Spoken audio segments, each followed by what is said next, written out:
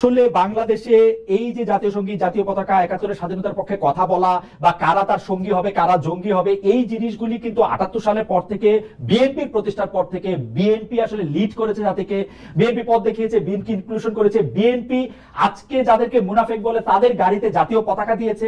BNP politically তাদের দীর্ঘদিনের পরীক্ষিত রাজনৈতিক নেতাদের বঞ্চিত করে জামাত নেতাদের হাতে ধানের শীষ তুলে দিয়েছে, জোট করে যা করার না তাও করেছে। এখন হঠাৎ করে জামাত এত খারাপ হয়ে গেল, আমি জনাব ইশরাকের সাথে একদম একমত। যদি আজকে সিনারিওতে আওয়ামী লীগ থাকতো, ওর যদি জামাতকে লাগতো, তখন কিন্তু জামাত এত খারাপ হইতো না। বিএনপির এই রাজনীতিটাকে আপনি অনেক স্বার্থবাদী, মানে আপনি আপনাদেরই রাজনীতিটাকে অনেক স্বার্থবাদিতা রাজনীতি আপনি মনে করেন কিনা? দেখুন, বিএনপি ভোটের রাজনীতি করে, আওয়ামী লীগও ভোটের রাজনীতি করে। বাংলাদেশে এই ভোটের রাজনীতিতে, বাংলাদেশে নয় মানে সারা বিশ্বব্যাপী ভোটের রাজনীতিতে জোট একটা খুবই কমন একটা ফেনোমেনা, এবং সেই জোট গঠন আওয়ামী লীগও যেমন এক সময়ে জামাতের সঙ্গে যুগপৎ আন্দোলন করেছে, বিএনপিও সেভাবে জামাতের সঙ্গে ২০০১ সালে গিয়ে জোট করেছে। কিন্তু গত ১৫ বছর আমরা যেভাবে মুক্তিযুদ্ধের ইতিহাস বিকৃতি, সকল কৃতিত্ব একজনের হাতে দিয়ে দেওয়া, মুক্তিযোদ্ধার তালিকার মধ্যে হাজারে হাজারে ভুয়া মুক্তিযোদ্ধা ঢোকানো, কিংবা ধরুন একেবারে legal frame digital security act করে দিয়ে মুক্তিযুদ্ধের ব্যাপারে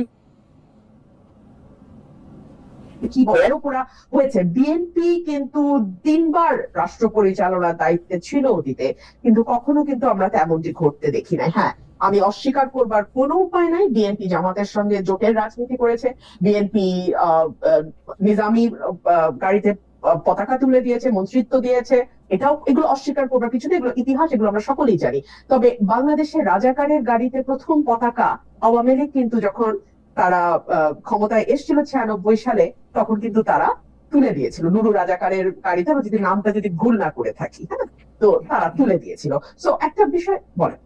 না, আমি কিছু বলতে চাইছি না, আমি শুধু মনে করে দিতে চাচ্ছি যে মানে আমি এটা আওয়ামী লীগের আমলে বিএনপি নেতৃবৃন্দকে খুব বলতাম, আওয়ামী লীগের নেতৃবৃন্দকে খুব বলতাম, কিছু হলে বিএনপি জামাতের দোষ দিত, তো তা আমি ওদেরকে মনে করাই দিতাম যে ভাই আপনি তো দল করেন আওয়ামী লীগ, বিএনপি জামাত কি করলো সেটার অনুসরণ কেন করেন? না না, আমি জাস্ট এটুকুই বলতে চাইছি যে দুটো দলই কিন্তু ভোটের রাজনীতিতে জোট করেছে, বিভিন্ন সময় বিভিন্ন দলের সঙ্গে জোট করেছে। আমি আজকে একটা খবরের দিকে আপনার একটু দৃষ্টি আকর্ষণ করি। বাংলা আত্মরের ইতিহাস পরিবর্তনের উদ্যোগ ইউনূস সরকারের। Isn't it a very alarming news? এবং সেই নিউজটার ভেতরে যখন আপনি ঢুকবেন, আপনি দেখবেন সেখানে বলা হচ্ছে জামাতে ইসলামী আরো দুটো দল, হ্যাঁ, এই দুটো দল ইসলামপন্থী, তাদের ব্যাপারে ৭১-এর এই দল তিনটার নাম বাদ দিতে হবে ইতিহাস থেকে। পরবর্তীতে এই ব্যাপারে জামুকা জানতোই না, যখন জানতে পারলো তখন তাদের তীব্র প্রতিবাদের মুখে এইটুকু বলা হলো যে তৎকালীন জামাতে ইসলামী এবং অন্য দুটো ইসলামিক দলের আগে তৎকালীন শব্দটা বসিয়ে দেয়া হবে। তো আমি মাত্র কিছুক্ষণ আগে আমি নিউজটা দেখেছি, তো আমি আসলে পুরোটা পড়তে পারিনি। এই নিউজটার ভেতরে খুব পরিষ্কার বলে দেওয়া আছে যে মুক্তিযুদ্ধের ইতিহাস থেকে কিভাবে জামাতকে এবং জামাতের অ্যালাইড যে পলিটিক্যাল পার্টিগুলো ছিল সেই সময় তাদেরকে বাদ দেবার একটি চেষ্টা আমরা লক্ষ্য করছি। আপনি দেখুন, এই সরকারের আগে যে সরকারটি ছিল ইমিডিয়েটলি বিফোর আওয়ামী লীগের যে সরকার, তাদের ব্যাপারে আমি সংসদে দাঁড়িয়ে একবার বলেছিলাম যে বাংলাদেশের ইতিহাসে এত বেশি মুক্তিযুদ্ধের বিপক্ষের কোন শক্তি আওয়ামী লীগের মতন কোনোদিন ক্ষমতায় আসছে নাই। বিকজ আওয়ামী লীগ যেটা করেছে, বাংলাদেশের মুক্তিযুদ্ধের যে মূল স্পিরিট, সাম্য, মানবিক মর্যাদা, সামাজিক ন্যায় বিচার এবং গণতন্ত্র, এই প্রতিটা জিনিসকে গত ১৫ বছরে তারা ধ্বংস করে দিয়েছে। আমি একটু আপনার সাথে সামিল হই এই ব্যাপারে, আমি আপনার সাথে সম্পূর্ণ একমত। আওয়ামী লীগ সবচেয়ে বেশি মুক্তিযুদ্ধের যে স্পিরিটটার কথা তারা বলেছে তার বিপক্ষে তার প্রতিটা অবস্থা ছিল, কি বলে, প্রাতিষ্ঠানিক মানে প্রতিষ্ঠানগুলিকে ধ্বংস করা থেকে শুরু করে গণতন্ত্রকে বজায় না রাখা, মানে সমাজতন্ত্র নিশ্চিত না করা, ধর্মনিরপেক্ষতা, জাতীয়তাবাদের ক্ষেত্রেও তারা ১০-০ পেয়েছে। একদম। কিন্তু আপনি যদি একটু বিএনপি রাজনীতিটা যদি একটু বলেন একটু সুবিধা। দেখুন, বিএনপির হাত ধরে কিন্তু এই যে চতুর্থ সংশোধনী, যেটা বাংলাদেশের সংবিধানের মূল স্পিরিটটাকে নষ্ট করে দেয়, একদলীয় শাসন ব্যবস্থার দিকে নিয়ে যায়, আজীবন রাষ্ট্রপতি ঘোষণা করার দিকে নিয়ে যায়, সেই জায়গা থেকে বাংলাদেশকে মুক্ত কিন্তু বিএনপি করেছে। বাংলাদেশের সংসদীয় গণতন্ত্র সেটাও বিএনপির হাত ধরে এসছে। আমি একবারও বলছি না যে বিএনপির শাসন আমলে বাংলাদেশ বেহেশত ছিল, বাট তারপরেও তো রাজনীতির আলোচনা তুলনামূলকের ভিত্তিতেই হয় সব সময়। সো অন্য যে পলিটিক্যাল পার্টিগুলো ক্ষমতায় ছিল তার চেয়ে বিএনপির পারফরমেন্সের দিক থেকে যদি আপনি হিসাব করেন, কোনো দল পারফেক্ট না, কিন্তু তারপরেও যদি আপনি তুলনামূলক একটি চিত্র করেন তাহলে বিএনপির সঙ্গে আমি খুবই বিনীত ভাই বলি অন্য কোনো রাজনৈতিক দলের কোনো তুলনাই হয় না। আপনি দেখুন বিএনপি 31 দফা দেওয়ার আগে ভিশন 2030 দিয়েছিল, সেটা দিয়েছিল 2016 সালে দেশনেত্রী বেগম খালেদা জিয়া। খুব ইন্টারেস্টিং বিএনপি অনেকগুলি সংস্কার প্রস্তাব করেছে, 31 দফা খুব ভালো, কিন্তু যেই বিএনপি বুঝতে পেরেছে তারা ক্ষমতার খুব কাছাকাছি এসছে তখন সকল ধরনের সংস্কারের বিপক্ষে তারা একটা দাঁড়িয়ে গেছে, কারণ তারা বুঝতে পারতেছে যে তাদেরকে আওয়ামী লীগের মতো করেই দেশ শাসন করতে হবে। তাদেরকে আরেকজন মানে মানে আমি কি বলবো, মানে শেখ হাসিনাকে আদর্শ মেনেই প্রধানমন্ত্রী হতে হবে। একদম না খালেদ ভাই, আমি আপনাকে খুবই বিনীত ভাবে আমি আপনার সঙ্গে ডিফার করছি। আপনি একটু সময় দেন, আমি বলি কেন ডিফার করছি। আচ্ছা, বিএনপি এটা বলেছে যে যেই সংস্কারগুলো মূল, যেমন প্রধানমন্ত্রী, রাষ্ট্রপতি, মন্ত্রী পরিষদের মধ্যে ক্ষমতার ভারসাম্য, এক ব্যক্তি পরপর দুইবারের বেশি প্রধানমন্ত্রী হতে না পারা, সংসদে আপার হাউস লোয়ার হাউসের প্রভিশন আনা, আর্টিকেল 70 সংশোধন করা, এই প্রতিটাই কিন্তু সাংবিধানিক সংস্কার।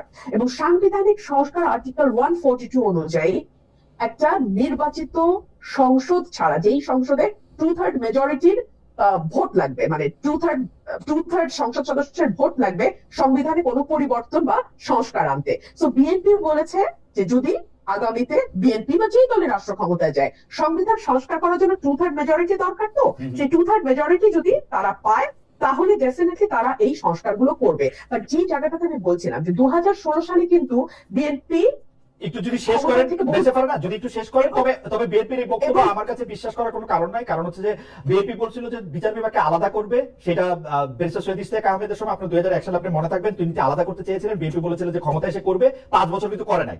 আর এখন তো ওই সময় তো করবে বলে করে নাই, এখন করবে না বলতেছে, এখন কি আর করবে জীবনে? খালেদ ভাই, আমি শুধু বলবো যে সময় এই কথাগুলোর উত্তর দেবে। বিচার বিভাগ স্বাধীন করবে না, এটা কি বিএনপি একবারও বলেছে? স্বাধীন বিচার বিভাগ করবে বলছিল, তারপরেও করে নাই। এটা তো সংস্কার তো করবে না, মানে দুইবারের বেশি প্রধানমন্ত্রী থাকতে পারবে না, এটা করবে না বলছে বিএনপি, তো কি আর করবে? ওইটা করবে বলছিল না। বেঁচে পারেন, আমি আপনাকে বলি, বিচার বিভাগ আলাদা করার ব্যাপারে সকল প্রস্তুতি ব্যারিস্টার সৈয়দ ইশতিয়াক আহমেদ আইন উপদেষ্টা হিসেবে নিয়ে রেখেছিলেন 2001 সালে। তখন এটি করতে চেয়েছিলেন, বিএনপির পক্ষ থেকে বলা হয়েছিল আমরা আসি, আমরা এটি করব। তারপরে 2001 থেকে 2006 সাল পর্যন্ত বিএনপি ক্ষমতায় ছিল, বিচার বিভাগ আলাদা হতে সময় লেগেছে আরেকটি তত্ত্বাবধায়ক সরকার আসা। তো সেটি তো তারা বলছিল যে তারা করবে, তাও 5 বছরে করে নাই। এই ক্ষেত্রে তারা বলতেছে যে দুইবারের বেশি প্রধানমন্ত্রী না থাকার যে অপশন, সেটা তারা কোনোদিন মানবে না। তো যেটা মানবে না এটাকে কোনোদিন করবে না, এটা করবে না। কেন করবে না আমি সেটা আপনাকে বলি। বলেছে বিএনপি এটুকু বলেছে যে পরপর দুবারের বেশি, মানে থার্ড টার্মে সে প্রধানমন্ত্রী হতে পারবে না, এটা বলেছে। আচ্ছা, আপনি আমাকে দেখান তো ওয়েস্টমিনস্টার ডেমোক্রেসি যে দেশগুলো আছে, হ্যাঁ, সেখানে কি একটা দল তারা আগে থেকে বলে যে না পরপর দুবারের বেশি আমরা একজনকে প্রধানমন্ত্রী করব না, বা আমরা পরপর 3বারের বেশি একজনকে করবো না, বা একবারের বেশি একজনকে করব না? এটা তো দলের নিজস্ব সিদ্ধান্ত যে তারা কাকে প্রধানমন্ত্রী করবে, কাকে প্রধানমন্ত্রী করবে না। এই স্বাধীনতাটুকুকে আমরা দলকে দিব না? হ্যাঁ দিব। বেঁচে পারে না, বেঁচে পারে না। আমি আপনার কাছে আবার আসবো, জনাব ইশাককে একটু শুনে আসি। শুধু আমি একটু এটা বলে রাখি, দলের কোনো সিদ্ধান্ত নেওয়ার ক্ষমতা নাই দলের টপকে চেঞ্জ করার। আমরা গত 40 বছরে তাই দেখছি। ওয়েস্টমিনস্টারের উদাহরণ আপনি দিলেন, ওয়েস্টমিনস্টার ডেমোক্রেসি বাংলাদেশে আইসা ওই যে মানে আমি কি বলবো, পথিক তুমি পথ হারাই যাচ্ছ, আমরা নামে বলি আর কি, যে মানে মানে ওয়েস্টমিনস্টার ডেমোক্রেসি বাংলাদেশে সেটা ডিফারেন্ট ডেমোক্রেসি, এটা আসলে আমাদের স্টাইল। আমি একটু জনাব ইশাকের কাছে, আচ্ছা আপনার কাছে আসি আমি, বেঁচে পার না, আপনি এই বিষয়ে একটু নতুন করে একটু বলবেন। জনাব ইশাক, আমরা আজকে ডেইলি স্টার সম্পাদক জনাব মাহফুজা নামের একটি কলাম প্রকাশিত হতে দেখি, সেখানে তিনি লিখছেন সম্প্রতি কি বাংলাদেশে এমন কিছু ঘটেছে যার কারণে আমাদের এই বিশ্বাস জোরদার হবে যে আমরা গণতন্ত্রের পথে এগোচ্ছি। সামাজিক যোগাযোগ মাধ্যম ব্যবহার করে জোর খাটিয়ে সরকারকে হুমকি দিয়ে, আলটিমেটাম দিয়ে এবং আরো বিভিন্ন উপায়ে সরকারকে নতি স্বীকারে যারা বাধ্য করছে, তাদের কথা বাদ দিলে বর্তমান শাসন প্রক্রিয়া এমন কিছু কি রয়েছে যেখানে সাধারণ মানুষের মতামত প্রতিফলিত হচ্ছে? জনাব ইশাক, আপনার মন্তব্য আমরা একটু শুনতে চাই। আরো দু একটা বিষয় আপনার কাছে জানার আছে। জনাব ইশাক, আপনার এই প্রশ্নটার উত্তর আমি দেওয়ার জন্য ব্যারিস্টার রুমিন ফারহানার যে কথাটা বলছিলেন এবং ওনার সাথে আপনার যে আলোচনাটা হচ্ছিল সেটার একটু সূত্র টানতে চাচ্ছি। দেখেন, আমাদের জেনারেশন স্পেশালি, তারপর হচ্ছে আপনার এনসিপি এবং শিবিরের অনেকে আপনার এই যে সংস্কার প্রসঙ্গে বিএনপির যে দুদুল্যমান অবস্থান এবং বিএনপির যে ভূমিকা, সেটা অনেকে তো খুব বেশিরভাগই তীব্র বিরোধী, এবং অনেকে তীব্র বিরোধী না হলেও এটাকে খুব একটা ভালো চোখে দেখছে না। কিন্তু আমি এখানে একটু নিজেকে ডিস্টেন্সে রেখেছি এ কারণে, আপনি যদি দেখেন রেভলিউশনের পর সবখানে অ্যানার্কি হয়, যে কথাটা কিন্তু আপনি মাত্র বললেন যে মাহফুজ আলমও সেটাতে অ্যালিউড করছে। আপনার ইরাকে সাদ্দামের পতনের পর ইরাক একটা প্রবলেম ফেস করে, সো তারা আপনার স্বৈরাচার ঠেকাতে খুবই উদ্গ্রীব ছিল। স্বৈরাচার ঠেকাতে আপনার হচ্ছে ওই যে পাওয়ার করিডোর গুলোকে আপনার সেপারেট করা, সেপারেশন অফ পাওয়ার, এই বিষয়গুলোতে অনেক বেশি এমফাসিস দেয়, কেউ যেন স্বৈরাচার হতে না পারে। আপনি যেমন বললেন যে বিএনপিও তাহলে হাসিনার মতো সরকার চালাতে চায় কিনা, এইটাতে সকল সংস্কার প্রক্রিয়া মানে তাদের ফোকাস নিবদ্ধ ছিল। কিন্তু পরবর্তীতে যেটা হলো, এত বেশি হচ্ছে আপনার ক্ষমতার ভরকেন্দ্র তৈরি হলো যে কেউ আর গভর্নেন্সটাকে ডেলিভারি করতে পারছে না। গুড গভর্নেন্স তো পরের কথা, তখন আগেই তো ভালো ছিলাম, এই ন্যারেটিভটা তৈরি হলো এবং মানুষের মধ্যে মনে হলো যে এইরকম এনার্কি যদি তৈরি হয় তাহলে তো একটা মানে আপনার অ্যাটলিস্ট কেউ তো একটা স্টেবিলিটি আপনার এখানে আনুক, বিদেশিরা ওটা খুশি হয়, কারণ তারাও তো ব্যবসা বাণিজ্য করতে হবে, দেশের মানুষও তো অস্থির। আপনি যদি খেতে না পারেন তাহলে শুধু বাক স্বাধীনতা দিয়ে আপনি কি করবেন, আপনার যদি এখানে ইন্ডাস্ট্রি বন্ধ হয়ে যায়। তো এইরকম কারণে আমি মনে করি বিএনপি যে প্রপোজাল গুলো ছিল, রিফর্ম প্রপোজাল গুলো ছিল, সেগুলো কিন্তু একটা প্রি রেভলিউশনারি স্টেজের আপনার রিফর্ম প্রপোজাল। রেভলিউশনারি একটা বাস্তবতার পরে এখন প্রতিদিন যমুনায় আন্দোলন হচ্ছে। হাবিবুর রহমান নামে ছাত্র দলের একজন আছেন, উনি প্রায় এগুলোর বিরুদ্ধে লেখেন এবং আমি মনে করি উনি খুবই দূরদর্শী, কারণ উনি জানেন যে বিএনপিকে কয়েকদিন পর এই ধরনের অ্যানার্কিকে ফেস করতে হবে। এখন যদি এগুলোকে বিএনপি এই সরকারকে চাপ দেওয়ার জন্য, নির্বাচনের জন্য বা সরকারকে আনপপুলার করার জন্য এই বিষয়গুলোকে গায়ে মানে পালে হাওয়া দিতে থাকে, আপনার 2 দিন পর যখন বিএনপি এই সেম সিচুয়েশনটা ফেস করবে when it will be in government, তখন কিন্তু একটা মারাত্মক প্রবলেম হবে।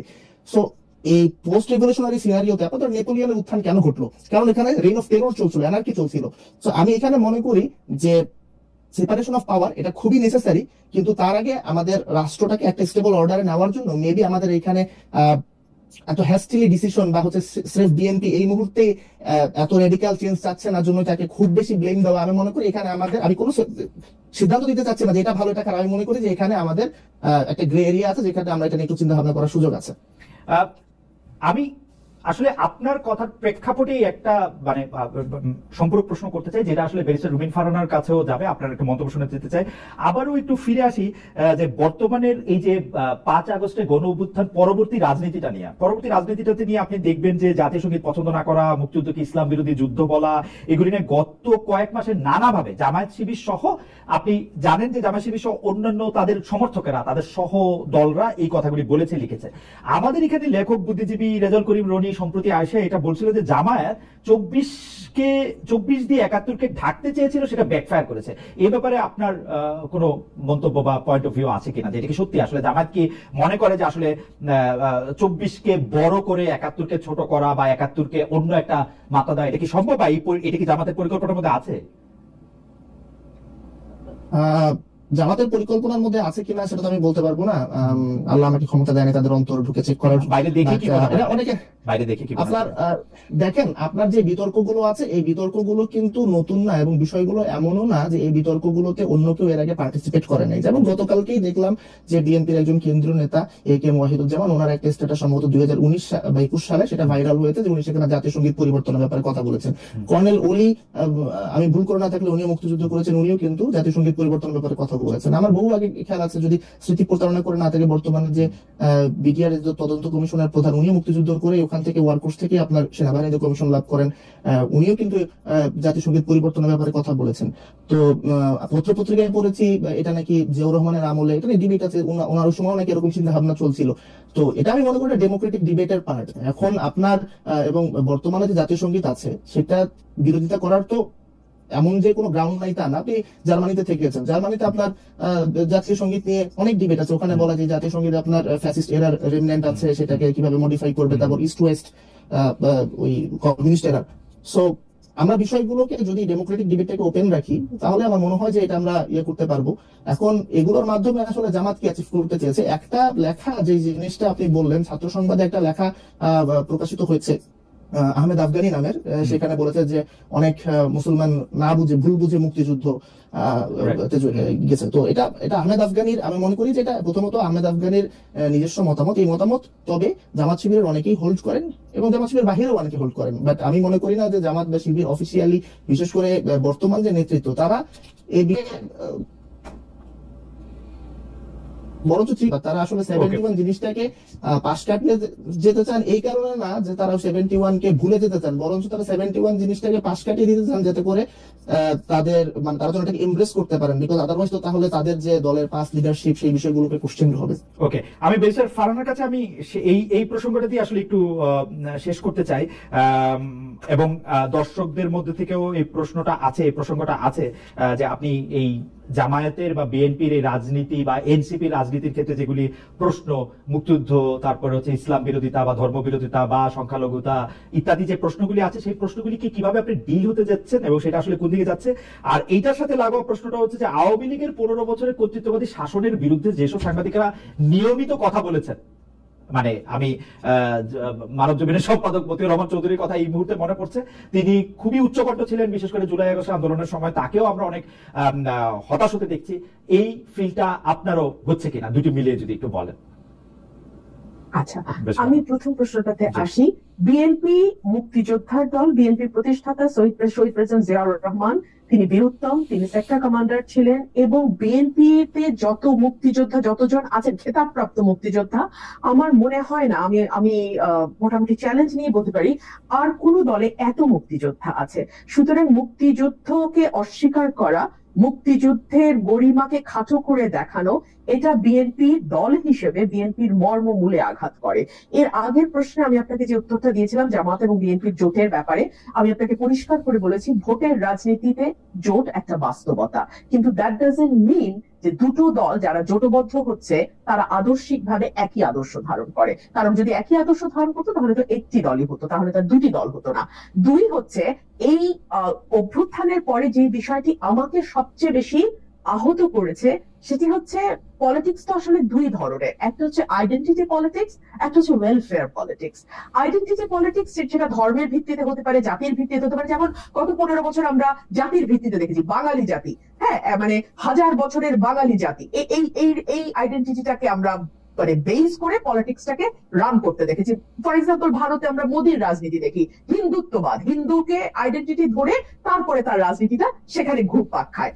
আর পাশাপাশি যেটা ওয়েলফেয়ার পলিটিক্স, সেটা আপনাকে শিক্ষায় আপনি কি করবেন, স্বাস্থ্যে আপনি কি করবেন, সামাজিক সুরক্ষায় আপনি কি করবেন, বৈষম্য নিরসনে আপনি কি করবেন, বেকারের জন্য আপনি কি করবেন, অর্থাৎ কল্যাণমূলক যে রাজনীতি, সেটার একটা আলোচনা, সেটার একটা ডিবেট, সেটার একটা মানে দ্বার উন্মোচন হবে, এই আশাটা আমি করেছিলাম, হয়তো বা খুব বেশি আশা করেছিলাম। কারণ আমি দেখলাম ঘুরে ফিরে আমরা কিন্তু খুবই এমন সব তাত্ত্বিক আলোচনায় নিজেদেরকে আটকে রাখছি যে আলোচনাটা নিয়ে না, বিশ্বাস করেন আমি তো খুব রেগুলার গ্রামে থাকি, গ্রামে আসি, আমাদের সাধারণ মানুষের ন্যূনতম কোনো চিন্তা নাই। আমি ঢাকায় যখন থাকি আমি ইচ্ছাকৃত ভাবে, যদিও আমার প্রয়োজন নাই, আমি ইচ্ছাকৃত ভাবে রিক্সায় উঠি, পাবলিক ট্রান্সপোর্টে উঠি, সিএনজিতে চড়ি, সো দ্যাট আমি ওই মানুষটির সঙ্গে কথা বলতে পারি, জানতে পারি উনি আসলে কি নিয়ে চিন্তিত, বিকজ ওনারাই তো দেশের মেজরিটি, তাই না, ওনারাই তো মেজর শেয়ার হোল্ডার। ওনারা কিন্তু ওই কল্যাণমূলক রাজনীতি যে বিষয়গুলো নিয়ে আলাপ করে, যে বিষয়গুলোর চর্চা করলাম, আমাদের সময় শেষে আছে, একটু যদি করো যে একটু যদি শেষ করেন সময় শেষে।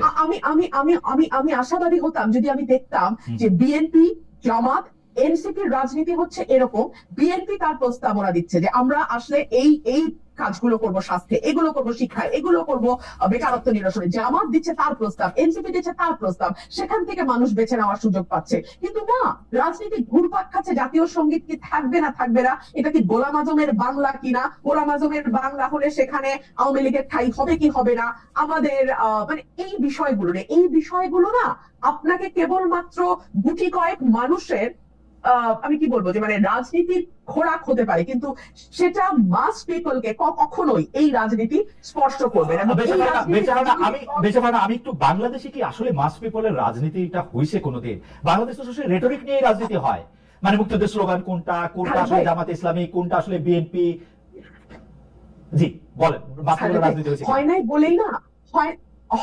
বলেই না আমি স্বপ্ন দেখছিলাম যে এটা যদি হতো, কিন্তু হয় নাই, হওয়ার শুরুটাও হয় নাই। এতে কি হয় জানেন, আইডেন্টিটি পলিটিক্স প্রতিটা রাজনৈতিক দলকে একটা খুব বড় সুবিধা দেয়, সেটা হলো কিছু রেটরিক দিয়ে খুব দ্রুত মানুষগুলোকে আপনি নিজের দলে আন্ডারে নিয়ে আসতে পারেন। ফর এক্সাম্পল, এই যে নারীর অধিকার কমিশন, আমি আবার আমাদের প্রাথমিক আলোচনায় ফিরে যাই। এই অধিকার কমিশন আমাদের ধর্মীয় অনুভূতিকে আঘাত দিয়েছে। আমরা একবারও চিন্তা করলাম না যে বাংলাদেশের ধর্ম কেবলমাত্র নারীর পোশাক এবং পুরুষের 4 বিয়ের মধ্যেই ঘুরপাক খায়, কিন্তু ধর্মে যে আরো অনেক ব্যাপার বলা আছে, যাকাত দেওয়ার কথা বলা আছে, ঘুষ না নেওয়ার কথা বলা আছে, আরেকজনের ক্যারেক্টার অ্যাসিসিনেট করার ব্যাপারে জমি দখল করা, এতিমের সম্পদ দখল করা, রাইট? অ্যাবসলিউটলি। এতিমের সম্পদ দখল করার ব্যাপারে এত হার্শ আয়াত বোধহয় আর কোনো ব্যাপারে নাই, এতিমের সম্পদের ব্যাপারে বলা আছে। হ্যাঁ, কিন্তু এগুলো নিয়ে কিন্তু আপনি কোনোদিন আলোচনা শুনবেন না। নারীর পোশাক, পুরুষের বিবাহ, এর বাইরে যেন ইসলামে আর কিছু নাই। এতে আপনার তো কিছু সুবিধা হয় বটে, কিন্তু আপনার কারণে ধর্ম যেমন লাঞ্ছিত হয়, দেশটাও আর আগাতে পারে না, বেঁচে পারে না। আপনি আসলে, যেহেতু আমরা জনাব ইশাককে দিয়ে শুরু করছিলাম এবং শুরুটা অনেক বেশি ভালো হয় নাই, আমরা একটু হাসি খুশি শুরুটা একটু শেষটা একটু করি জনাব মোহাম্মদ ইশাককে দিয়ে। আপনার কাছে আসবো। আমি শুধু এই ব্যাপারে জনাব ইশাকের একটু সুচিন্তিত মতামত একটু শুনতে চাই। জনাব ইশাক, এই যে আমার শুধু জনাব মতিউর রহমান চৌধুরীর কথা বারবার মনে আছে, কারণ জনাব মতিউর রহমান চৌধুরী আসলে প্রকাশ্যে বলেন, লেখায় না, লেখায় প্রকাশ্যে দুইটাতেই আসলে আমি তাকে বলতে দেখি যে মন খুলে লিখতে না পারার কথা, সেলফ সেন্সরশিপের চর্চা বাড়ার কথা। আসলে আমি যে মাহফুজ আনাম সাহেবের কথা বললাম, যে মাহফুজ আনাম সাহেবকে আমি জার্মানি বনে ইন্টারভিউ করেছিলাম, তখনও তিনি বলছিলেন যে যা আমি করতে চাচ্ছি, যা লিখতে চাচ্ছি, যা লিখতে পারছি না, এটা আমার সম্পাদক হিসেবে সবচেয়ে বড় ব্যর্থতা বা সবচেয়ে বড় মানে কি বলবো কষ্ট। একইভাবে এই সেলফ সেন্সরশিপের চর্চা এখন কি আরো বেড়েছে কিনা আপনি কি দেখতে পান? উপদেষ্টাকে প্রশ্ন করলে অ্যাপারেন্টলি সাংবাদিকের চাকরি চলে যেতেছে, উপদেষ্টা না বললেও চলে যেতেছে। আগে তো শেখ হাসিনা তবু বলতো চাকরি খাইয়া দাও, বা শেখ হাসিনা মেশিনারি বলতো, এখন বলতেও হয় না, অটোমেটিক চলে যায়। আর তারপরে তো সংবাদ প্রকাশ করে তা আবার ডিলিট করা হইতেছে, মানে ঘটা কইরা। এইগুলিকে আপনি আসলে কিভাবে দেখেন? আপনি বলার পরে আমরা ব্যারিস্টার ফারহানাকে 30 সেকেন্ড শুনবো। জনাব মোহাম্মদ ইশাক। আচ্ছা দেখেন, আপনার এই বিষয়গুলো যেগুলো বললেন, এটা আপনার কিন্তু যে কোনো পোস্ট রেভলিউশনারি সোসাইটিতে এগুলো খুবই কমন ঘটনা। আপনার ওই যে এবং এখন অনেক ফ্রাস্ট্রেশন তৈরি হবে। ইভেন এর আগে জুলাইতে যে ইউনাইটেড ফ্রন্ট ছিল, তাদের মধ্যেও দেখবেন অনেক ধরনের ডিভিশন তৈরি হয়েছে। অনেকে নানান কারণে ডিস্যাটিসফাইড বা তারা মনে করবেন যে অবমূল্যায়িত হয়েছেন। তো তাদের মধ্যে আপনার বিভিন্ন ফিচার দেখবেন। আপনার এই যে আমাদের বাংলাদেশ তৈরি হওয়ার পর প্রথম দশকের যে উত্তাল রাজনীতি, সেই রাজনীতির পক্ষ বিপক্ষ, সেটা কিন্তু এই যে 71-এ যারা মুক্তিযুদ্ধ করেছে তাদের মধ্যেই নানান পক্ষ। ওই যে আহমেদ আফগানি বললো যে অনেক মুসলমান নাকি মুক্তিযুদ্ধ যেয়ে পরে তারপর তারা তওবা করেছে, ওরাও কিন্তু ওরকম ঠিক আছে জুলাইতে বুঝি নাই, তখন ভুল করে প্রোফাইল পিকচার লাল করে ফেলছিলাম, কিন্তু আগেও তো ভালো ছিলাম, এরকম একটা কিন্তু এখানে সিমিলারিটি ড্র করার স্কোপ আছে। সো নানান রকম ডিস্যাটিসফ্যাকশন সত্ত্বেও আমি বলবো বর্তমানে পরিস্থিতি আমরা অনেক ভালো আছি। এই কারণে আপনি যেমনটা বললেন যে এখন স্টেট থেকে প্রেশারটা কিন্তু আসছে না। নন স্টেট অ্যাক্টরের প্রেশার বা নন স্টেট অ্যাক্টরের চাপের সাথে আমরা যদি স্টেট অথরিটির চাপকে ছোট করে একটু মব যুক্ত করি, স্টেট প্রেসার দিল না ধরেন, কিন্তু কেউ বললো আসতাছি, ওহেন একটু গরু জব করে আসমু, ওহেন একটু তোমার একটু দেখে আসমু, তাহলে একটু ভয় পাবে না মানুষ? এবং স্টেট ওদের বাধা দিবে না। স্টেট বাধা দিবে হচ্ছে পিক এন্ড চুজ ভিত্তিতে। স্টেটে যেটা পছন্দ, যেখানে হাসান আব্দুল্লাহ থাকবে এখানে বাধা দিবে না, হাসান আব্দুল্লাহ না থাকলে বাধা দিবে। আচ্ছা ঠিক আছে, আপনার যমুনার সামনেও যখন হাসনাত আব্দুল্লাহ গিয়েছে তারপর কিন্তু তাদেরকে সরিয়ে দেওয়া হয়েছে এবং পরে তারা শাহবাগী এবং ইন্টারকন্টিনেন্টাল ওখানে গেছে। আপনার প্রসঙ্গ না, যখন আপনার প্রথম আলোর সামনে যখন হলো গরু জবাই এবং এই ধরনের একটা বিষয় হলো, তখন কিন্তু রাষ্ট্র ভায়োলেন্টলি তাদেরকে রিমুভ করেছে। সো আমার কাছে মনে হয় না যে, এবং এটাও বুঝতে হবে রাষ্ট্রের এই মুহূর্তে সক্ষমতা কত। যেই পুলিশ কিছুদিন আগে রীতিমতো একটা ম্যাসাকার চালিয়েছে, সেই পুলিশের এখন কতটুকু মোরাল আপনার হাই গ্রাউন্ড আছে, বা তাদের কিভাবে সেই অথরিটি তারা এক্সারসাইজ করতে পারছে সোসাইটিতে, অ্যাকসেপ্টেবিলিটি আছে, সেটাও কিন্তু একটা প্রশ্ন। এই ডিফিকাল্ট টাইমস এর মধ্যে এই ধরনের কিছু প্রবলেম হবে। ডিলিট করার ঘটনা যেটা হয়েছে, আমি মনে করি না এটা রাষ্ট্র, বাংলাদেশ রাষ্ট্র ইটসেলফ তাই। আমি মনে করি এখানে হয়তো একজন পার্টিকুলার পার্সন এটা করেছেন, আমি তার সাথে বাংলাদেশ রাষ্ট্রকে ইকুয়েট করতে রাজি হচ্ছি না। আমি মনে করবো যে আমি দাবি করছি, স্ট্রংলি ক্লেম করছি যে বর্তমানে যে প্রবলেম গুলো আমরা দেখতে পাচ্ছি না, আমি মাহফুজ আলমের কথা বলছি না, মাহফুজ আলমের স্ট্যাটাস ডিলিট করার কথা বলছি না। আমি বলতেছি যে বগুড়া একটা ঘটনা ঘটছিল, আমি দেখলাম 3-4টা টেলিভিশন এটা রিপোর্ট করছে, রিপোর্ট করার পরে তারা আবার এটাকে ডিলিট করছে, এটা বলে যে না এরকম কোনো ঘটনা ঘটে নাই। এবং 2-3টা সংবাদ মাধ্যম যেহেতু, সেই তো আমার একটু সন্দেহ হয়েছে। এবং রাষ্ট্রের ক্ষেত্রে আমি একই ধরনের রিপোর্ট 3-4টা জায়গায় দেখতে পাচ্ছি, মানে যেরকম আওয়ামী লীগ আমলে দেখতে পাইতাম একই রিপোর্ট। আচ্ছা দেখেন, আমি এক্স্যাক্টলি জানি না আপনি কিসের কথা বলছেন, কিন্তু জাতীয় সঙ্গীতে থামাই দেওয়া হইতেছে বা এরকম কিছু একটা মব গিয়া নষ্ট করছে, এরকম একটা খবর ছাপা হয়েছিল বেশ কয়েকটা টেলিভিশনে, অন্তত 2টা টেলিভিশনে আমি দেখছি, বেশ কয়েকটা গণমাধ্যমে। তারপরে তারা এটা তুলে নিছে, বলছে যে এরকম কোনো ঘটনা ঘটে না, আমরা অনবধানতা বশত এটা ছাপাইছি। আচ্ছা ঠিক আছে, আমি আপনাকে আরেকটা পাল্টা উদাহরণ দিই। ডেইলি স্টারে একটা সংবাদ ছাপা হলো যে একজন হিন্দু ধর্মাবলম্বী একজন ব্যক্তি ইনি মারা গেছেন। ডেইলি স্টার বললো এখানে হচ্ছে একটা রিলিজিয়াস একটা ক্ল্যাশের ব্যাপার ঘটেছে, এবং তারপর আপনার ভারতের যে ফরেন মিনিস্ট্রি তারাও একটা বিবৃতি দিয়ে দিল বাংলাদেশে সিস্টেমেটিক হিন্দু পারসিকিউশন চলছে। পরে এটা নিয়ে অনেক হলো, ইনভেস্টিগেশন হলো, ডেইলি স্টার নিজে পরে অ্যাডমিট করলো যেখানে ইনকনসিস্টেন্সি আছে এবং সেখানে গ্রস আপনার মানে জার্নালিস্টিক এথিক্স এর ভায়োলেশন হয়েছে, তারপর তারা উইথড্র করলো। এখন আপনি কি এই ধরনের প্র্যাকটিস তো হয়েছে, এবং আমি আবারও শুরুটা যেখানে থেকে করেছিলাম যে আমাদের জার্নালিজম, আমাদের তো সোসাইটি ফ্যাসিবাদের আমলে ট্রাস্ট ভেঙে যায়। আপনার দেখা যাচ্ছে যে একটা যখন সার্ভেইলেন্স স্টেট তৈরি হয় তখন কি হয়, আপনার ওরওয়েলে আমরা পড়েছি যে ছেলে বাবাকে রিপোর্ট করছে, বাবা প্রতিবেশীকে রিপোর্ট করছে, সেখানে আমাদের জার্নালিস্টদের সাথে তো সোসাইটি ট্রাস্টের সম্পর্কটা আর আগের মতন নাই। তারা তো অনেকভাবে কনসেন্ট ম্যানুফ্যাকচার করেছে। সো ইভেন না ওই যে আমি যেটা বললাম যে ডেইলি স্টারের যে ঘটনা আপনার হয়তো মনে থাকবে, আমার মনে আছে, তো এই ধরনের ঘটনাও ঘটেছে। আমার কাছে একটা জিনিস এটা শেষ, এই যে কনসেন্ট ম্যানুফ্যাকচারিং এর কথা যেটা আপনি বলতেছেন সেটার ক্ষেত্রে আবার আমি যদি আপনার কাছে ফিরে আসি যে আপনি আবার বলতেছেন যে এখানে আসলে সত্য ব্যাপার না, এই যে সত্যটা ব্যাপার না, কনসেন্ট ম্যানুফ্যাকচার একটা বড় সংবাদ মাধ্যম কোন একটা এজেন্ডা সেট করতে গিয়ে তার কায়েমি স্বার্থ করতে গিয়ে করলো, এবং তাকে আসলে তার একটা প্রিন্টার্স লাইন আছে, একটা এডিটোরিয়াল পলিসি আছে, তাকে আমরা ধরতে পারলাম। অথবা আমি একটা সোশ্যাল ইনফ্লুয়েন্সার, আমি একটা বিকল্প মিডিয়া করে তুলছি, আমার কোনো এডিটিং নাই, কোনো কিছু নাই, আমি কনসেন্ট ম্যানুফ্যাকচার করতেছি কারণ সত্য কোনো ব্যাপার না, আমার এখন আদর্শটা প্রতিষ্ঠা করতে হবে। আপনি কি মনে করেন সেকেন্ডটা ভালো, যে আমি কনসেন্ট ম্যানুফ্যাকচার করতে পারবো যেহেতু আমি ট্রেডিশনাল মিডিয়া না? Not necessarily, but at least এখানে হচ্ছে প্রোপাগান্ডা ডেমোক্রেটাইজেশন হচ্ছে। আগে ধরেন একজন করতে পারতো, এখন মানে আমরা সবাই মিলে আপনার মানে আওয়ামী লীগ যে দুষ্টামিগুলি করছে এখন আমরা সবাই মিলে সেটা করতে পারতেছি। কংগ্রেচুলেশন। আমার মনে হয় যে আপনি অত্যন্ত চমৎকার বলেছেন। আমার কিন্তু আপনার কি শেষ কিছু বলার ছিল জনাব মোহাম্মদ ইশরাক? কারণ আমরা যেহেতু একটু 5 মিনিট বেড়েছে, আমরা একটু রুবিন ফারহানা ব্যারিস্টারকে দিয়ে শেষ করতে চাই। আপনি যদি কিছু বলার থাকে আমি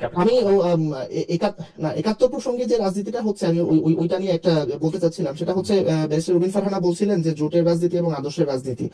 ইন প্রিন্সিপাল আমি কথার সাথে এগ্রি করি, কিন্তু আপনি যদি হচ্ছে জোটের রাজনীতি থেকে এর ব্যাপারটা যদি এরকম হয় আপনি যুদ্ধাপরাধীর গাড়িতে জাতীয় পতাকা তুলে দিয়েছেন বা যুদ্ধাপরাধীর সাথে রাজনীতি করছেন, সেটা কিন্তু আবার একটা প্রবলেম। এখানে আপনার আমি খালেদা জিয়ার বহু সমাবেশে গিয়েছি, উনি নিজামী মুজাহিদের মুক্তি চেয়েছেন, আমি তারেক জিয়ার বক্তব্য আছে। আমার মনে হয় যে আমরা 5 আগস্টের পর আমরা একটা বড় ন্যাশন হিসাবে আমরা ফেল করেছি যে এই যে ফ্যাসিবাদের যারা ভিকটিম ছিল তাদেরকে আমরা রাজনীতির স্বার্থে আর ডেমোনাইজ করব না, এই কনসেনসাসে আমরা পৌঁছতে পারিনি। তো যার ফলে যে জিনিসটা হয়েছে 71 আমি মনে করি এটা অ্যালাইভ থাকবে এবং বিভিন্ন পক্ষ এটা নিয়ে রাজনীতি করবে, তবে কে কিভাবে রাজনীতি করবে সেটা এখনো বলার সময় আসেনি। আপনাকে অনেক ধন্যবাদ মোহাম্মদ ইশরাক। বেসের রুবিন ফারহানা, আপনি যদি একদম মানে কোনো ছাড়া আপনি যদি 1 মিনিট বলেন, আমরা কোন ইন্টারাকশন ছাড়া, প্লিজ। দেখুন, আমি তো একজন আইনজীবী, যতদিন পর্যন্ত না আপনি আদালত দ্বারা প্রমাণিত হচ্ছেন ততদিন পর্যন্ত আপনাকে আমি অপরাধী বলবো কিনা সেটা তো আমি আইনজীবী হিসেবে বলতে পারি না। নিজামের বিচার হয়েছে 2006 এর পরে। সো তার আগে আমি যদি তর্ক করি, আমি যদি আইনজীবী হিসেবে তর্ক করি, যতদিন পর্যন্ত তার অপরাধ প্রমাণ না হচ্ছে ততদিন পর্যন্ত তো আপনি তাকে যুদ্ধাপরাধী বলতে পারছেন না। 1 2 হচ্ছে যুদ্ধাপরাধের বিচার নিয়ে অনেক প্রশ্ন আছে, অনেক রকম ব্যাপার আছে, কেলেঙ্কারি, স্কাইপ কেলেঙ্কারি থেকে শুরু করে সুখরঞ্জন বালির কাহিনী থেকে শুরু করে অনেক রকম কথা আছে, সেই আলোচনায় আজকে আমরা আর না ঢুকি। তবে 2024-এর গণ অভ্যুত্থানের পরে আমি চতুর্দিকে একটা চরম অসহিষ্ণুতা লক্ষ্য করি। এটা এক দলের সঙ্গে অন্য দলের অসহিষ্ণুতা, এক দলের ভেতরে নিজেদের কর্মী সমর্থকদের মধ্যে অসহিষ্ণুতা, এবং আমরা চারপাশে যে আমরা ভাই বলছিলাম যে স্টেট অ্যাক্টরের চেয়ে নন স্টেট অ্যাক্টর তো বরং সেফার যদি তারা মানে অ্যাট্রসিটি করে। না, এটা সেফার না। এটা সেফার না এই কারণেই যে স্টেট যখন সরাসরি কারোর রাইট ভায়োলেট করছে, কোন রকম ক্রিমিনাল অ্যাক্টিভিটিস এর সঙ্গে জড়িয়ে যাচ্ছে, তখন কিন্তু আপনি কোনো না কোনো ভাবে যদি আপনি চান তাকে জবাবদিহিতার মধ্যে আনতে পারেন। কিন্তু ধরুন মোহাম্মদপুরের একটা বাড়িতে কিশোর গ্যাং ঢুকে এলোপাতাড়ি 10 জনকে কুপিয়ে গেল, এবং এটা কোনো বিচ্ছিন্ন ঘটনা না, এটা কিন্তু 24-এর গণ অভ্যুত্থানের পরে আইন শৃঙ্খলা পরিস্থিতির যে অবনতি, এটা তারই ধারাবাহিকতার একটা ঘটনা। এবং আমরা যখন দেখি যে তৌহিদি জনতা মব মরাল পুলিশিং করছে এবং